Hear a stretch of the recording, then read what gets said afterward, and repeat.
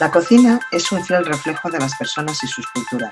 Por ello, la cocina forma parte esencial de la estructura cultural de cada pueblo. Y es que, como dicen los sabios, somos lo que comemos. Por eso, hoy nos acercamos hasta el Tas de la Rambla, un evento popular que nació en el año 2014 y que se ha convertido en el gran acontecimiento gastronómico del principio del verano. Aquí podremos degustar algunos productos de los mejores restaurantes.